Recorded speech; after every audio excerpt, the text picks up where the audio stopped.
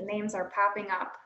Good evening, everyone. My name is Andy Wojcik, and I'm the Director of Development at Clearbrook. Thank you for joining us tonight. I just want to go over a couple housekeeping items. You can ask questions via the chat feature. So if you have a question, type it in there and someone on our team will get that question answered for you. The camera, this is set up as a webinar, so you're only able to see the panelists or whoever is speaking one at a time. That doesn't, I hope you are still engaged with us. And don't forget, any questions, put it in the chat. And then right now, I'd like to introduce Tony DiVittorio, our president. Thanks, Andy. And first of all, I just want to start off by saying thank you for your time. Time is so valuable these days, and to give us a little part of your evening, it's very much appreciated. And before we get going, just to say what tonight's not about. And as Andy kind of mentioned, I mean, tonight really isn't about unique situations, individual situations about practices and houses, or particular questions about your sons and daughters, brothers and sisters. It's much more. What it is about really is how COVID has affected us already in the past, kind of where we're at today with COVID, and then as Clearbrook looks forward, kind of what we're planning for and how we're preparing. And in the end, kind of asking for your help. So it's going to be almost 5 months now that COVID started making its way towards Clearbrook. And in all honesty, I have to say thank you to our executive leadership team, because as I was reading what was going on and looking, I knew it was serious, but I didn't think it was going to be significantly serious. And they helped guide me and give me feedback and kind of change my attitude so that in a timely way, Clearbrook acted. Even prior to the governor directing things, we started to take charge of ourselves and do things that were appropriate. So first of all, we placed all our residential sites in isolation. And that's a tough thing to do.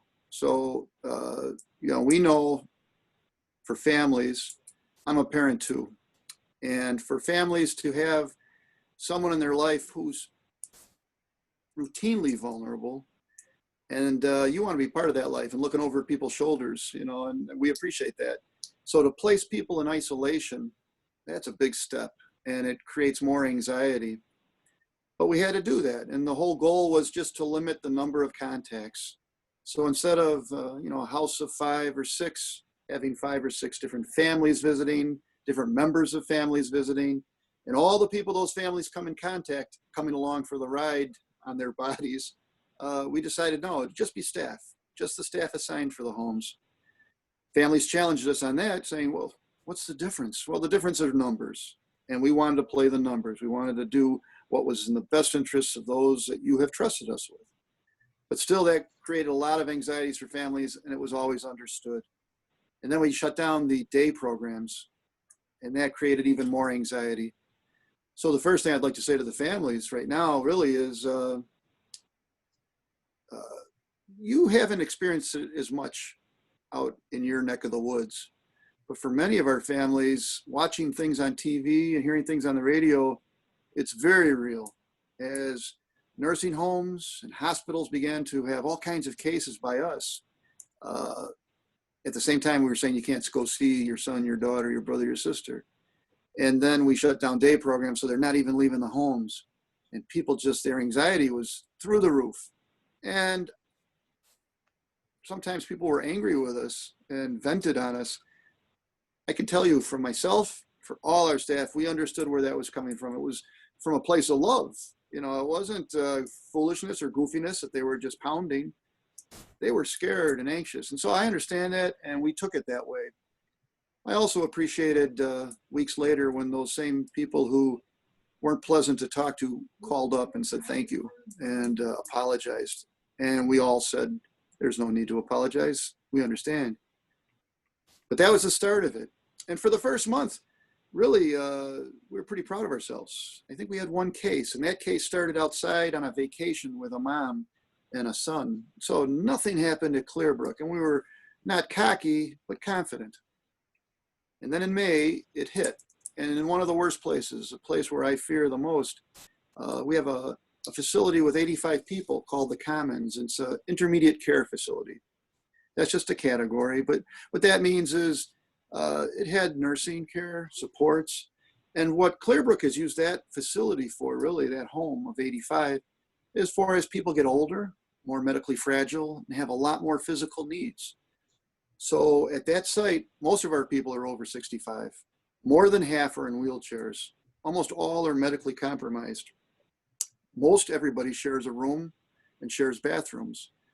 And so the potential there for a very infectious disease to kind of run rampant, that's ground zero for us. And when it hit, I remember it started on Tuesday night, a couple of phone calls saying this person's going up to the hospital, this one has symptoms, this and this. By Wednesday, more up in the hospital, and then staff getting sick, and then staff going up to the hospital. So that by the weekend, we were really afraid that we had to go to plan B, and that would be drawing in leadership staff to take the place of the hands-on staff. And it was terrifying, very scary time. And in all honesty, it got worse to where most of the building either had symptoms, was up at the hospital, or was recovering. And that was true for the staff, where many were up at the hospital. We had people that died from the Commons, 5 residents. And that's a hard thing. It's very hard for the families.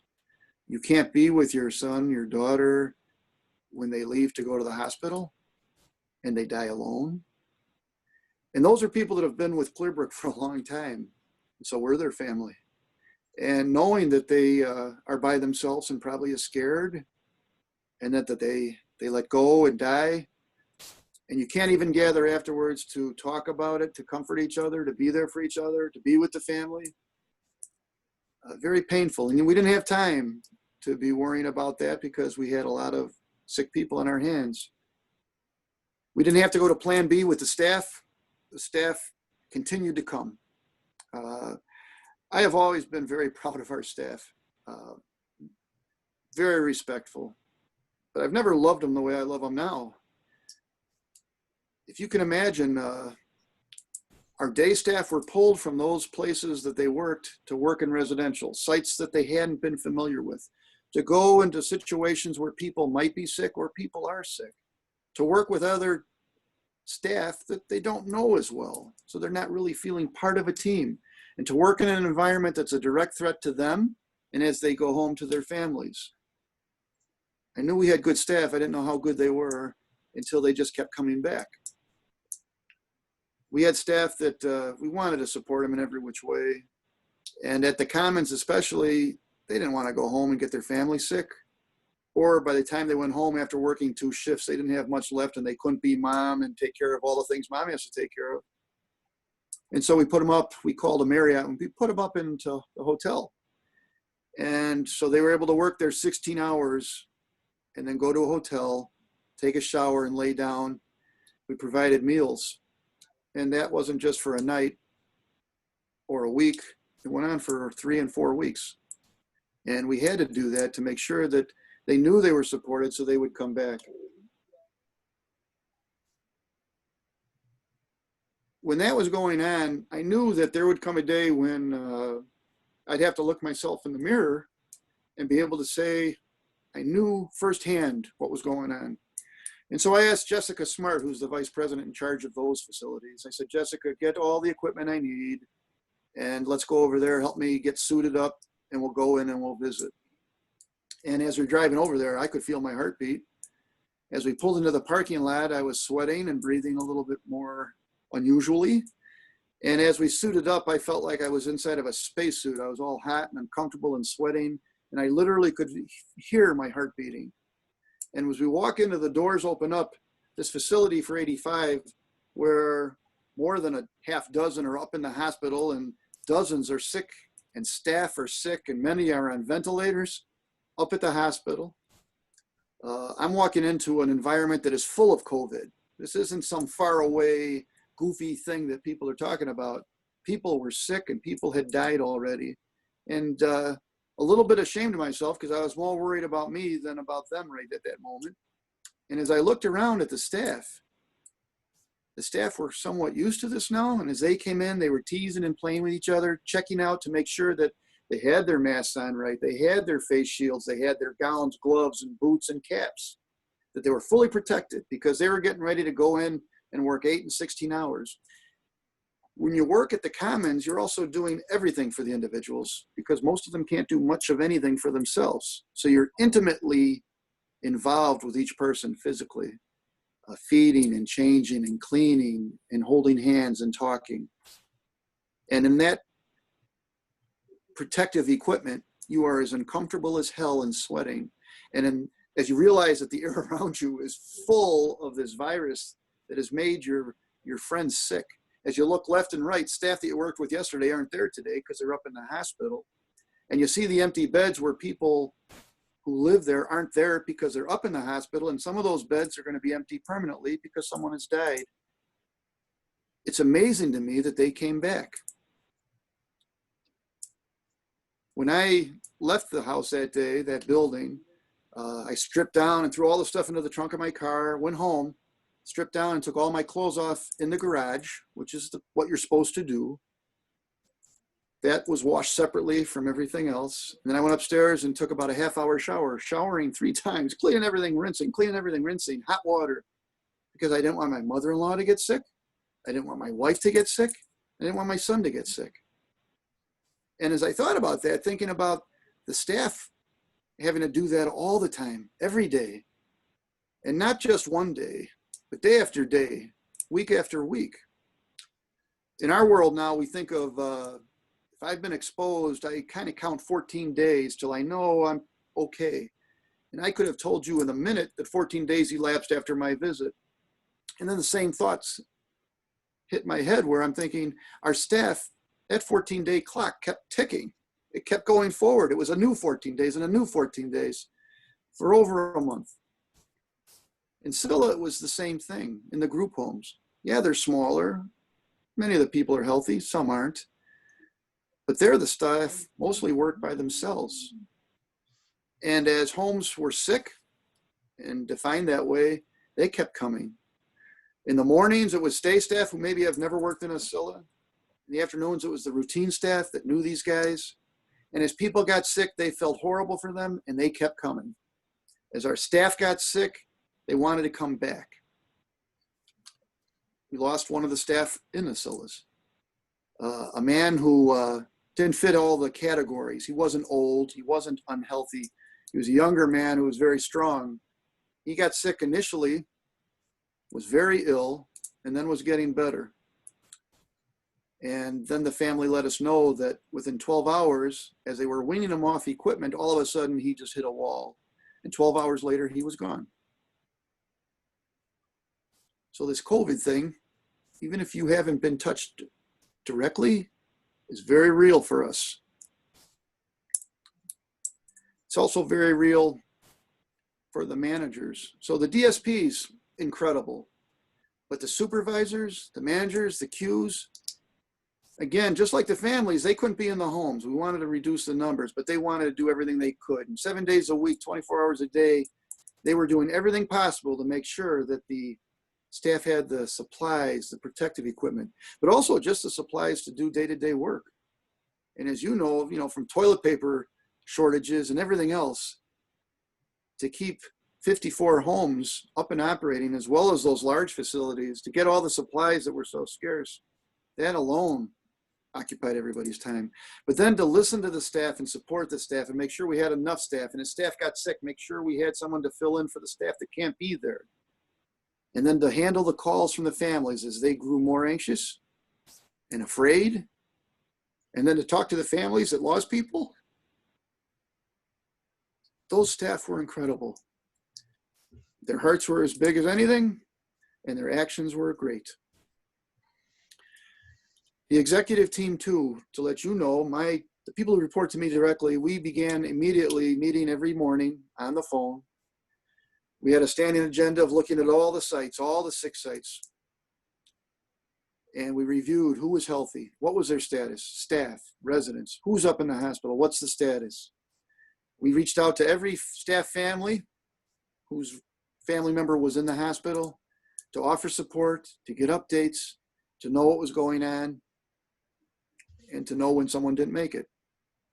We wanted to embrace the family of the staff because they were in this too.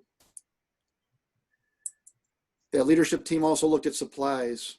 And to give you a sense of how crazy this world with COVID has been, things that would cost 99 cents all of a sudden cost $5.99. The little surgical masks, the better masks, those N95s that give you more protection, they're $1.50, $2. Now they're $7, and you can't get them. And our regular suppliers can't get them. So then you're competing with states and going international and hearing things like, yeah, cash up front, and we'll try to get that to you in the next 2 or 3 weeks. And as you make those deals, because you don't have any other choice, the staff have to have that equipment. You wonder if you just got scammed, and you'll never see those supplies. And that's ongoing. The families have also been heroic. And so I have to tell you, the words of encouragement, the thoughtful cards, the notes, like food to starving people, very appreciated. Because sometimes COVID also makes us feel isolated as we try to help those that are really isolated.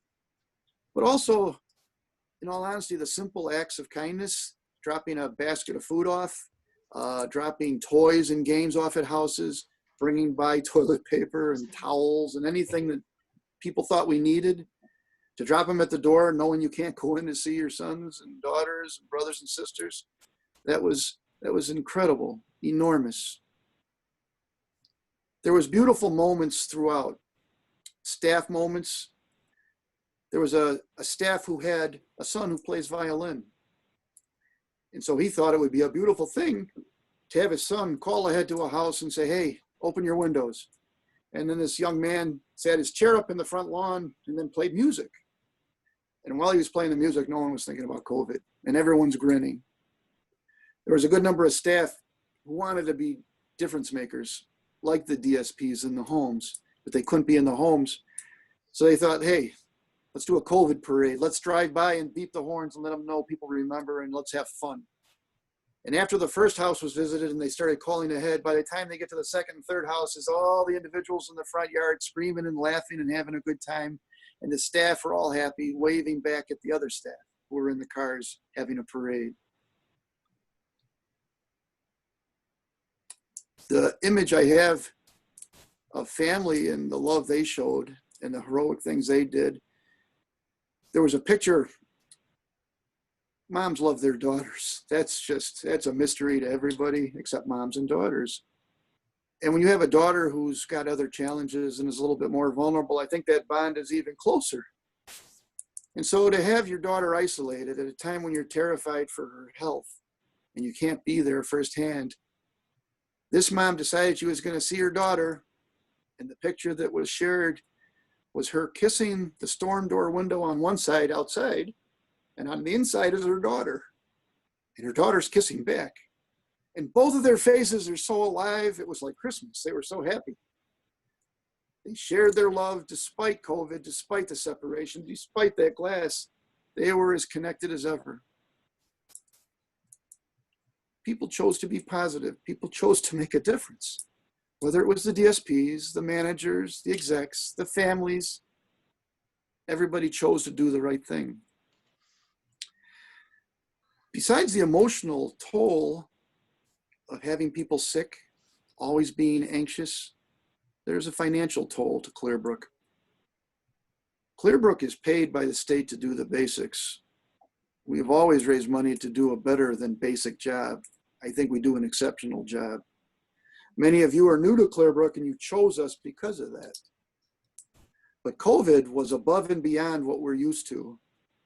So I talked about the supplies. So PPE, well north of $300,000 that was not in our budget in February. There was no concept of that. We used gloves, but all the stuff that we had to use and use a lot of to make sure people had the best chance to stay alive. And we still are purchasing it. Also for staff who make $12 and $13 an hour, they didn't sign up for life and death duty. The only right thing to do was to make sure that if they were working in a house that was defined as sick because of temperature and symptoms, we immediately decided they needed to be paid double. $24 an hour worth risking your own life and bringing it home to your family? I don't think that's enough, but there's a cost there. And then realizing that all the staff were stretching, all those DSPs being pulled from their regular programs, being isolated in homes, working with people who they cared about, seeing people get very ill, being nurses when they're not. Because of that, all the DSPs who were working in the homes monthly got a $300 bonus if they were full-time and $150 if they were part-time. Again, for the work they were doing, it doesn't even things out, but it creates an economic challenge for Clearbrook. We have no choice. We have to provide the supplies. We had to in the past, we are doing it now. And as the country continues to see higher levels of COVID, and I don't care really where you are politically, but I, in my world, see COVID as a reality as we've lost people and hospitalized more than 60 staff alone, let alone residents. We have to have the supplies. We, the leadership of Clearbrook now, are looking at what might come. Pray to God it doesn't, but that's not good leadership. So we're preparing for the worst. And as the rest of the country has this upswing, those supplies are still incredibly expensive and hard to come by. And so we're not in any way, shape, or form vulnerable financially because of the past year, but we did take punches. But tonight, what I would be doing is asking for your help. Really, I want to get back to square one when we need your help. And having said that, what I'd like to do now is introduce David Boggs.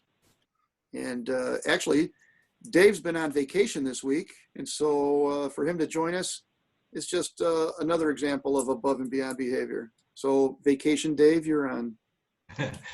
Thank you very much, Tony. I want to thank everybody for being here tonight. And really, I want to just start by saying what a remarkable journey the last 4 months have been. Just an incredible time. I've learned so much about the people I work with, so much about the people that I work for, and so much about the families. And I've learned a bit about myself. During this journey, I've had the great pleasure to work with quite a few people that are amazing. On here today, we have Sheila Lulo, who's been a mentor to me, Emily Fensel, who's someone I've worked side by side with for very many years, and Tony, who joined the Clearbrook team and has led it now for a number of years now, and has led us through a very difficult time. Working in the CILA program, and having done this, my first job in a CILA program back in 1991, and doing this for almost 30 years now, I always believed that really I was affecting people's lives, and I knew how important it was, everything that I did and all of the decisions I would make for individuals and how important it was for people's lives. This has never been more true than right now. And working with people that have really risen to the occasion has been an amazing part of this. Working with these individuals, we have many conversations about what we have to do to take care of folks. And one of the things that we're very aware of is the trust that families put in us. We understand how important that is. We talk about it often. And right now, through all of these trials, through all of the tribulations, through all of the stressors, one thing that we've all been aware of is how important how we act right now is. So it's been a joy. So I'd like to thank the families for your trust, for allowing us to take care of your family members. I want to take just a moment to tell you a little bit about some of our direct care staff and a bit about the many issues that we've come up with and some of the stories. During the past 4 months, I have been humbled by the work of our direct care staff. Day after day, staff have confronted dangers and challenges. They've left the safety and comfort of their family homes, and they've come to care for their family members here at Clearbrook. During all of this time, not once have I had a staff person refuse to come into work. Not once have they refused to do their duty, and not once have they not cared for our individuals. Which is not to say that they weren't scared. I've had a lot of staff that were scared, that were worried. They've been worried about their own families. They've been worried about the effects that this might have on themselves, on their families, and on our clients. Regardless, They have come to work day after day. The compassion, the dedication I've witnessed from this Clearbrook team during this has been absolutely remarkable. I remember a first time that a resident in CILA exhibited symptoms of COVID. They were soon diagnosed, and we spoke with all of the staff in the home, and the staff were scared. We explained all of the things that we're going to do in the home to take care of them. Here is all the PPE we are able to get. Here's how you use it. Here's how we want to make certain you follow all of these protocols to keep everybody safe, to keep you safe. But in addition, we want to make certain we're taking care of you. So, and as Tony mentioned, we wanted to make certain that we're doing everything possible to make certain people understand how much we care about them. So we did, in fact, change the rate of pay, in fact, doubled it. And I remember talking to the staff person, it's a woman that's been with us for many years named Bola, and explaining to Bola, like, hey, here's what we got to do. And by the way, we're going to take care of you by raising your salary. And then Bola responded with something I certainly wasn't expecting.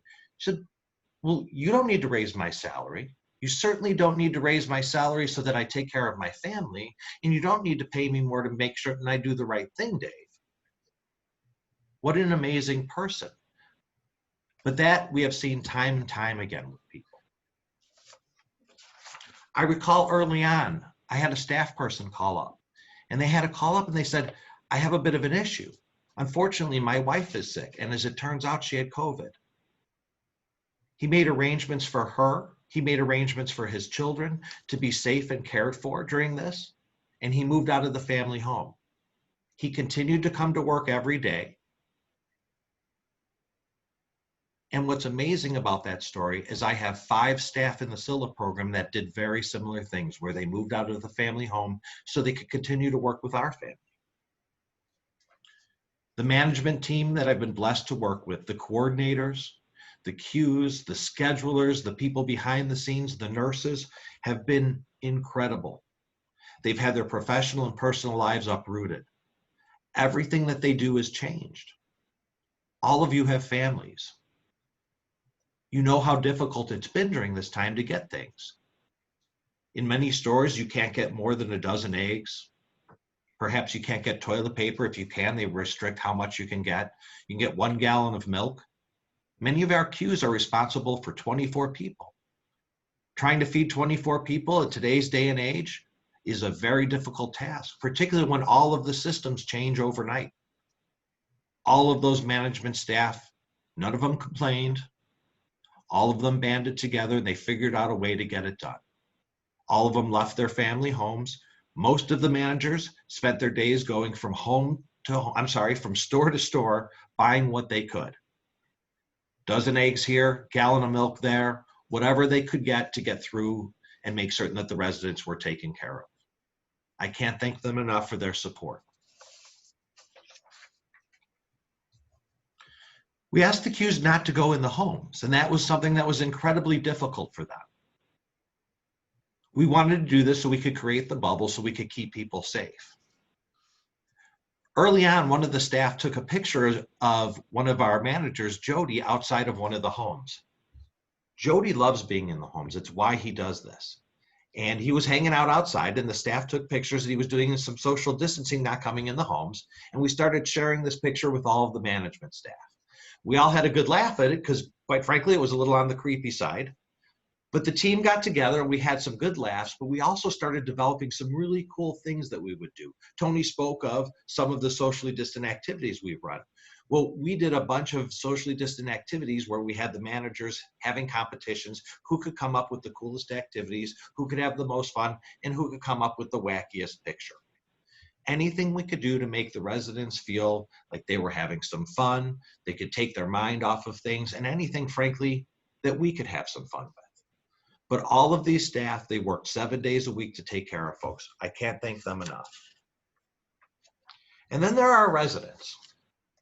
I have been continually impressed and amazed by their overall depth of understanding of the crisis, as well as their patience and their empathy. While it's been a difficult time, it's been a learning experience for those of us that have been going through it. And it's been amazing to learn what our residents are capable of. Many of them have asked about how others are doing. They've asked about their staff. They miss their families. We had a couple houses that asked to volunteer and do pen pal groups with kids that were missing school. It's been an amazing time. I have to thank our families. We could not have gotten through this without the families.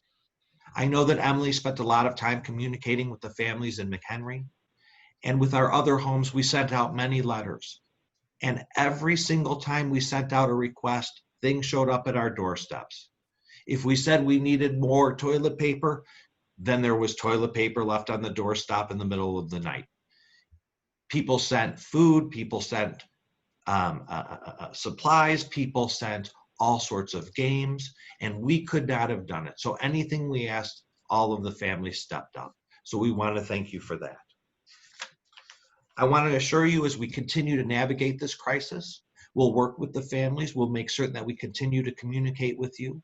We will be following all of the recommendations from the CDC, from Public Health and Department of Human Services. We'll continue to make certain you're aware of what our plans are and how we'll continue to navigate this crisis. But I want to turn this over now to somebody I have a great amount of respect for, someone I've worked with for a long time and I know is passionate and dedicated to our residents, Emily Fensel. Thanks, Dave. Good evening, everyone. As Dave said, my name is Emily Fensel, and I am the director of Clearbrook West. Clearbrook West encompasses a variety of services that Clearbrook offers in 6 different counties, and we serve about 200 individuals. COVID-19 has challenged us all emotionally and mentally and has tested our strength and our stamina. I'm proud to say the Clearbrook team has met this challenge head-on with courage and exceptional teamwork. While there have been some panicked moments, I am pleased to report we have not had any positive COVID cases in our staff or individuals we serve in our Clearbrook West community. I know this hasn't been easy on you and the families and your loved ones being separated for so long. I have sat with many of them and talked through tough moments. The question of when is asked of me many times, and unfortunately, I'm not able to give a time frame for when life will return to what may be the new norm. Some of what we did in Clearbrook West, which so hopefully some of you have seen some pictures, Wheatland, we had staff who love to cook. And so every evening, they would work with the individuals to prepare sometimes 5-course meals. Might start with a small Caesar salad, maybe some fruit, and then there would be typically a piece of steak, maybe a rib. But every evening, the individuals and the staff got together and planned out their meals and participated in cooking. They really enjoyed it, and as some of the staff have moved on because we've opened up another home, they are really missing their evenings of dinners. Some of them are now eating hot dogs versus their steaks, which they prefer. We did have one of our staff who had to help an individual get a COVID test because he would like to go back to work. And so we went through the rapid drive-through, and they just passed the test to him, said, "Here you go." And so our staff had to give our individual the COVID test, and we were not prepared for that. However, he did it well, and the test came back negative. At our ladies' home, our Becky home, staff also really worked hard to keep everybody happy and uplifted. We had an individual who, one of her birthday was during this period of time, and we had been home for probably 6 or 7 weeks at this point with very, very little going out. And so the staff planned a spa day. So everybody received a facial. They all got their nails done. I believe one of the ladies said it was the best birthday ever. So that was definitely one of our favorite moments. We've recently opened up our Kingsport home in the Crystal Lake area. So even in the midst of COVID, Clearbrook continued to expand. We decided that we were going to do it, and we were going to do it well. And so they have really become a little family now, and are moving. They're certainly getting to know each other. But one of the things that one of the staff learned about an individual was that he really loved to play chess. Staff had no idea how to play chess, no clue. So he learned. He figured it out. He Googled YouTube videos, whatever it was, and learned how to play chess in order to help out, making this person feel much more comfortable moving into a brand new environment from their own family home. So as Dave has mentioned, as Tony has mentioned, the stories of our staff have really been incredible. Thank you for trusting us to care for your son, your daughter, your sibling, your family member. Thank you for the support you have given our staff and your loved ones. I know every day has been incredibly challenging. Thank you for the phone calls. Thank you for, I know we had a family out this weekend who helped to clean up the yard a little bit. And we greatly appreciate all of those things as they really put a smile on our faces. They may take a little stress off of us every once in a while. And so the support that everyone has given to Clearbrook has really helped push us through these last few months. I would now like to introduce you to Sharon Wine. I've known Sharon for a number of years, actually. And Sharon has a son, Danny, who has been a part of Clearbrook for a number of years. He lives in one of our homes, and then he also attends our program. So I'd like to introduce you to Sharon Wine. Thank you, Emily. That was so kind of you. Thank you so much. Thank you so much for the honor of speaking with you tonight. My husband, Phil, and I have 3 boys, and our oldest son, Daniel, is autistic. He is 38, and he came to Clearbrook when he was 20. He lives at the Kennecott House in Arlington Heights, and now with 6 other clients. I'm a parent, not a public speaker, but will do my best to tell you my Clearbrook COVID experience. I remember it well. It started on March 13th when our fantastic Q, Ashley Barnes, called to tell me that Clearbrook was going into isolation and I would not be able to see Danny or take him home. Danny's birthday was 3 days later that he shared with another client, and we would not be able to have his party at the Kennecott House, which we do every year.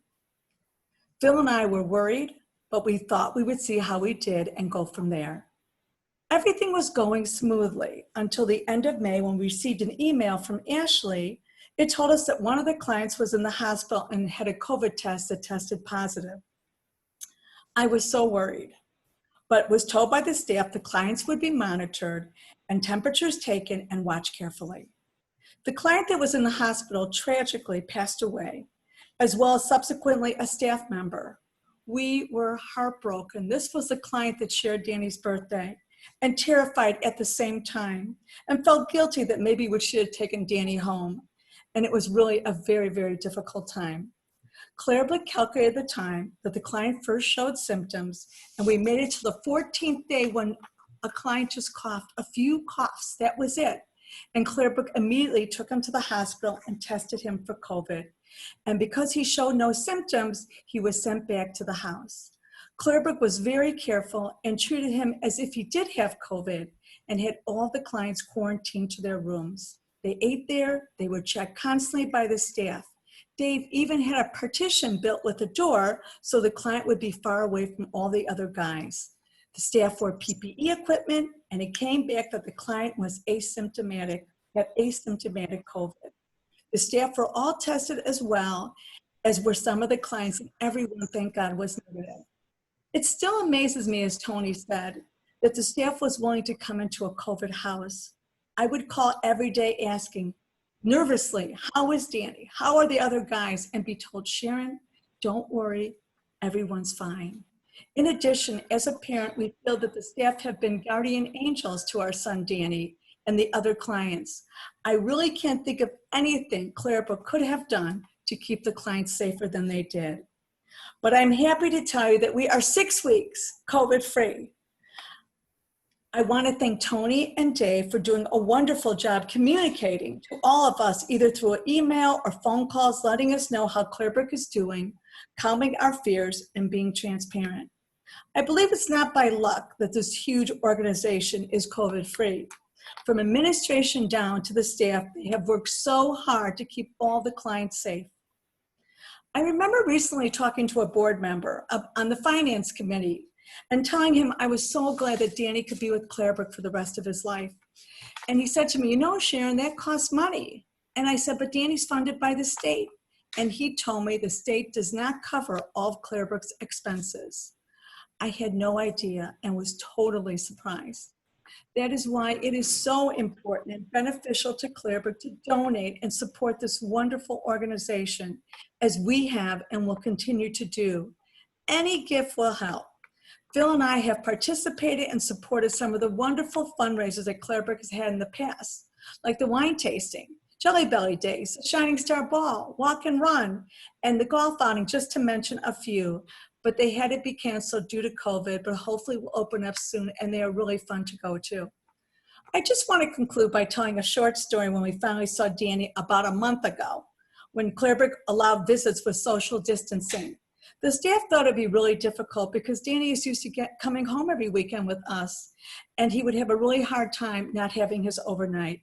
But Musalu, who's like a father to Danny and his guardian angel, called and told us to come and bring Danny's jigsaw puzzles, which he's totally obsessed with, and we would try to see how it went.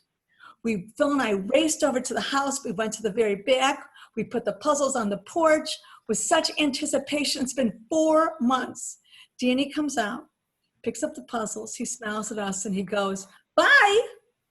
And we're like, "Bye?" Like, Danny, Mommy and Daddy aren't leaving, but you can do your puzzle right now. And he had a wonderful visit, loved doing his puzzle, and everything was just great. And it was so, when I got back into the car, I said to my husband, when our time comes and we're not here anymore, Danny's going to be just fine. What an incredible gift Clearbrook has given us. I feel so grateful and lucky that Danny is with Clearbrook. I'm sure I'm speaking for other parents as well when I say, thank you, Clearbrook, for keeping our family members safe, cared for, and happy under your continued care. And thank you, everyone, for joining us tonight. And now Tony has a few more words for us. So thank you, Sharon. First of all, I'd like to thank Dave and Sharon tonight. Two very good souls. It's part of the joy of working at Clearbrook. But also tonight, I'd like to thank Emily and her team.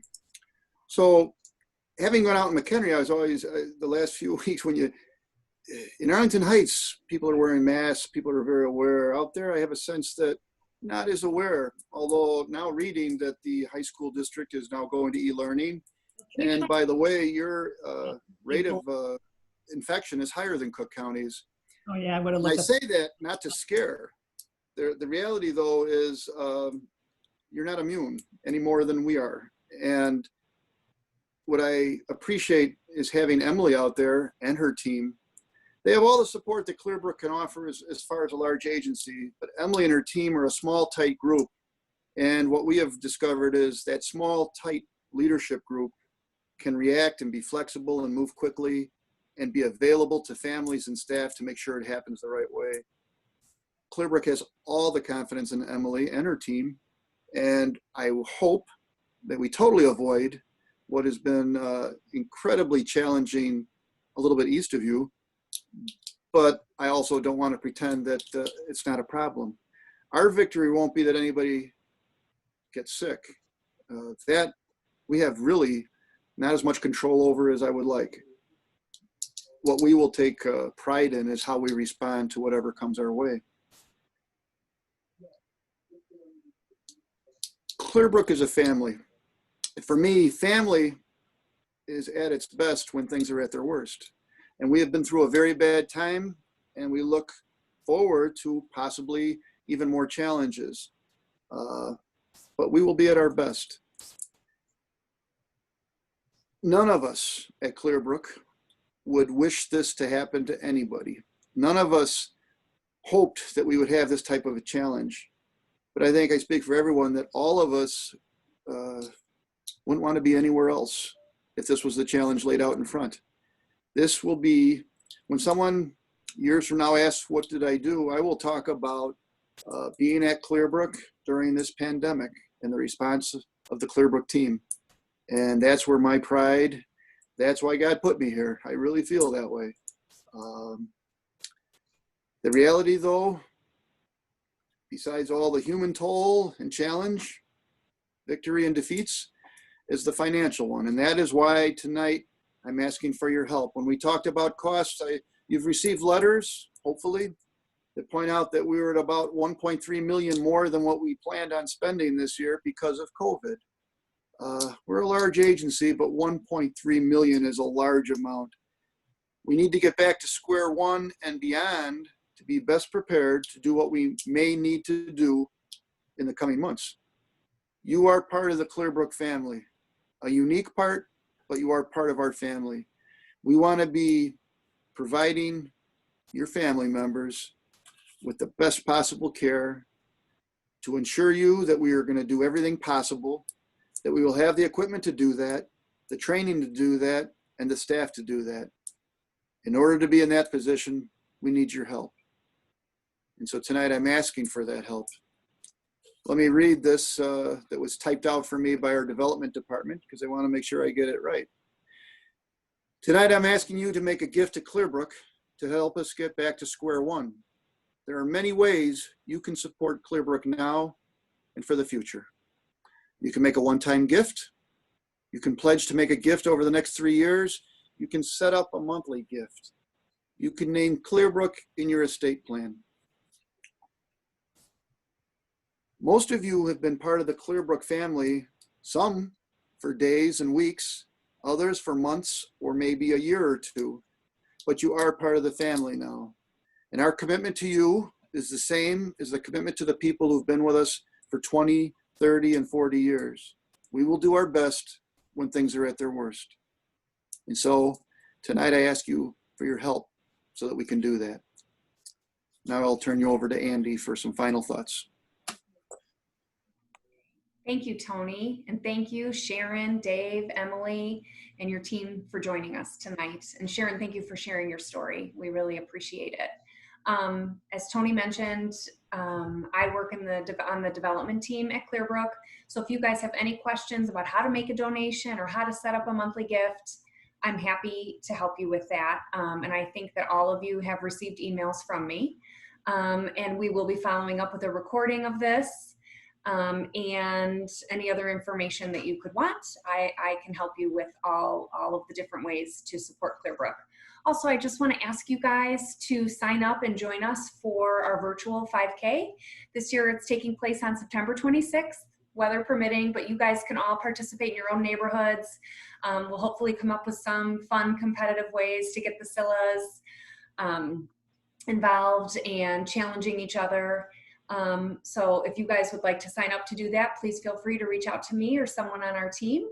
And again, thank you everyone for joining us this evening. I hope you enjoyed this update. Thank you. Take care.